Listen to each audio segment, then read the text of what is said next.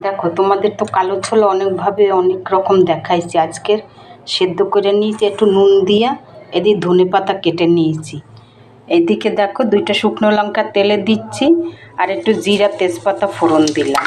এবারে আমি এটাকে ভাজবো। দেখো একটু হিনু ফোড়ন দিলাম, হিনটা দিলে স্বাদটা ভালো হয়। এবারে আমি এটাকে ঢেলে দিলাম। দেখো একটুখানি হলুদও দিলাম, একটুখানি ধনের গুঁড়া দিলাম। দেখো এরকম যদি হয় না, বিকালে মুড়ির সাথে আর চা হেভি জমবে। এই দেখো তোমরাও এরকম একবার করে খেয়ে দেখবে, হেভি টেস্টি হয় এটা। দেখো এতে আমি পেঁয়াজ রসুন কিচ্ছু দিই নাই, সবাই খেতে পারবে, ছোট থেকে বড় থেকে। তোমরাও বানাই খেয়ে দেখবে ঘরে।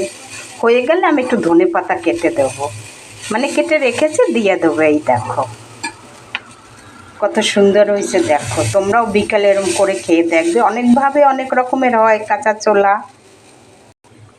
দেখো আমি একটু গরম মশলার গুঁড়াও দিলাম, বলতেই তো আছে যত জিনিস দেবে ততই স্বাদ হবে। এইটাই হয়েছে, আর কিছু না। এই দেখো দেখো আমার হয়ে গেছে, ধনেপাতা দিয়ে দিলাম। তোমাদের যদি রেসিপিটা ভালো লাগে বানাইয়ে খাবে, খেতে খেতে আমার একটা লাইক দিও, ভিডিওটা সাবস্ক্রাইব করে দিও। এইটাই আশা করি তোমাদের কাছে, আর কিছু না।